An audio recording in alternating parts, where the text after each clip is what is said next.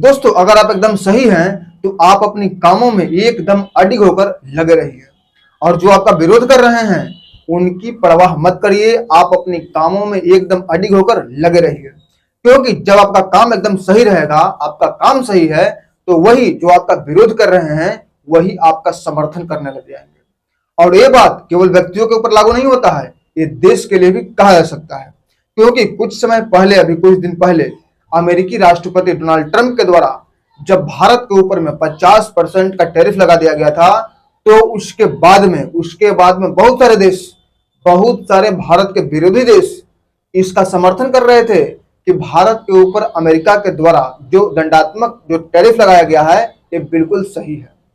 हालांकि अमेरिकी राष्ट्रपति डोनाल्ड ट्रंप ये बाद में समझ गए कि ये मेरी औकात से बाहर की चीज है, ये बहुत बड़ी बात कर दिया, और उसके बाद में अमेरिकी राष्ट्रपति डोनाल्ड ट्रंप झुक भी गए। लेकिन उसके साथ में यूक्रेन एक ऐसा देश है जो कभी भी भारत के प्रति अच्छा रुख नहीं रखा।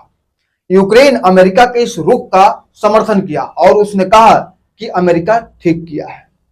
अब यूक्रेन तो ये बात बोल दिया, तो उसके बाद में भारत उसके लिए लठ में तिल लगा करके रखा था कि रुक, तेरे को हम बताते हैं। लेकिन उसके बाद में क्या परिस्थिति आया कि यूक्रेनी राष्ट्रपति जेलेंस्की ने यह कहने लग गए कि अमेरिकी राष्ट्रपति डोनाल्ड ट्रंप ये कहते हैं कि भारत रशिया और यूक्रेन के युद्ध के समय रशिया से तेल खरीदकर उसकी फंड की पूर्ति कर रहा है।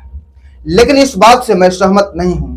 और उन्होंने ये बात कहा कि भारत ऐसा देश है कि यूक्रेन और रूस का जो लड़ाई है उसको रोकवाने में सहयोग करेगा। और उसके बाद में एक बात और जोड़ते हुए ये बोला कि आज के डेट में वही देश शांति स्थापित करेगा जिसके पास हथियार हो और जिसके पास युद्ध करने की क्षमता हो। तो ये सब के साथ में वो भारत की बहुत तारीफ करना शुरू कर दिए। और आप लोगों को बता दूं कि जब यूक्रेन रशिया के ऊपर में हमला नहीं किया था, मतलब कि यूक्रेन और रशिया के बीच में जब लड़ाई नहीं हुआ था, तो उस समय यूक्रेन बहुत खुशहाल था। और जब यूक्रेन खुशहाल था और यूक्रेन भारत के विरोध में कुछ नहीं बोलता था, तो भारत उसका सपोर्ट करता था। और भारत से लड़के लड़कियां यूक्रेन में एमबीबीएस की पढ़ाई करना चाहता था। तो इससे क्या होता था, यूक्रेन का वैल्यू बढ़ता था और यूक्रेन का जो डेवलपमेंट है वो बढ़ता था। लेकिन फिर भी उसके बाद में भारत ने कभी भी यूक्रेन के विरोध में कुछ नहीं बोला। लेकिन यूक्रेन भारत के विरोध में अक्सर जम्मू कश्मीर के मुद्दे को लेकर के हमेशा पाकिस्तान की तरफ से बोलता था। पता नहीं यूक्रेन को कौन सा पागल कुत्ता काट के रखा था, या भारत उसका क्या बिगाड़ दिया था कि भारत के पीछे पड़ा रहता था। लेकिन भारत ने अपने रुख के प्रति एकदम सटीक था, एकदम अडिग था कि जो है वही है। और फिर उसके बाद में वहां पर भी यूक्रेन मौके को छोड़ा नहीं। जब अमेरिकी राष्ट्रपति डोनाल्ड ट्रंप के द्वारा जब भारत के ऊपर में जब 50% का टैरिफ लगाया गया, तो उसका उसने समर्थन किया। और फिर उसके कुछ दिनों के बाद में पता नहीं क्या परिस्थिति आया कि यूक्रेनी राष्ट्रपति का मूड बदल गया, मूड फिर गया, जिसके बारे में अभी हमने कुछ देर पहले बताया।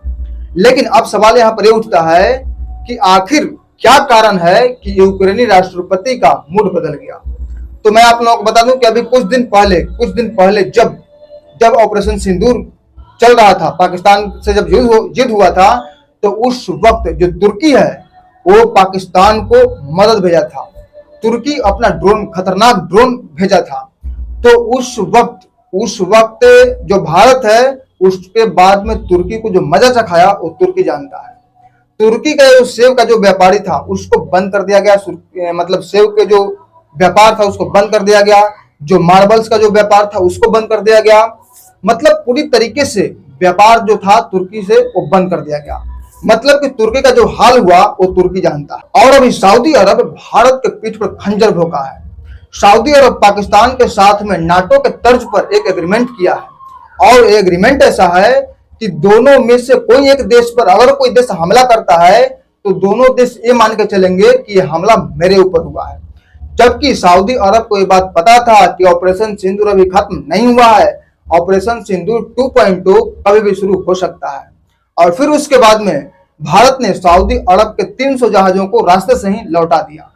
और सऊदी अरब जो ब्रिक्स में शामिल होने वाला था उसका पत्ता पूरी तरीके से काट दिया है भारत ने। और फिर कई तरीके से भारत ने सऊदी अरब को मजा चखाया है। और तो और सऊदी अरब जो इस गुमान में रहता था कि हम तो तेल बेचते हैं, हम अगर तेल नहीं देंगे तो क्या होगा, तो भारत ने तेल रशिया से खरीदा और सऊदी अरब के जो पड़ोसी देश हैं यूएई, उसके जगह पर यूएई से तेल खरीदा।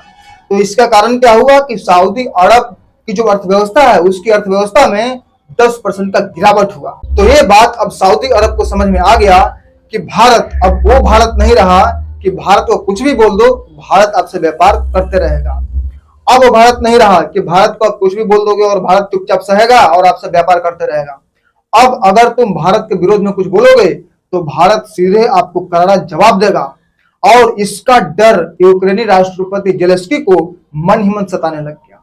उनको ऐसा लग रहा है कोई ऐसा भारत नियम न लागू कर दे जिससे कि हमारा जो व्यापारी है उनसे वो व्यापारी खत्म न कर दे, या फिर जो अभी यूक्रेन और रशिया के बीच में जो युद्ध चल रहा है तो संभावना है युद्ध की सुलह होने की, तो भारत से बिगाड़ के कारण कहीं ये पूरा मैटर खराब ना हो जाए। तो यूक्रेनी राष्ट्रपति वैसे तो कब क्या बोल दें और अमेरिकी राष्ट्रपति डोनाल्ड ट्रंप ये दोनों एक ही कैटेगरी के पर्सन बन चुके हैं, लेकिन इनका यू टर्न होने का कारण वो डर बताता है कि भारत के विरोध में जो जो देश बोला है तो भारत ने उनके साथ क्या हल किया है। और इसी बीच में यूरोपीय देश फिनलैंड जो कि नाटो का सदस्य है, तो उनके राष्ट्रपति अलेक्जेंडर स्टक ने एक बयान में यह बोला है कि भारत उभरती हुई महाशक्ति है भाई, अगर पूरे देश से संबंध अच्छे रखने हैं तो भारत के साथ पूरे पश्चिमी देशों के साथ संबंध अच्छे बना करके रखने पड़ेंगे। तो इस तरीके से देखा जाए तो फिनलैंड की तरफ से भारत के प्रति जो बयान आया है तो ये भी कुछ न कुछ उनकी ओर यूक्रेनी राष्ट्रपति जेलेंस्की का बयान और यू टर्न का कारण हो सकता है। तो दोस्तों ये जानकारी आपको कैसा लगा, ये एनालिसिस कैसा लगा, कमेंट के माध्यम से जरूर बताइएगा। तो फिर मिलते हैं एक नए वीडियो में, तब तक के लिए जय हिंद जय भारत।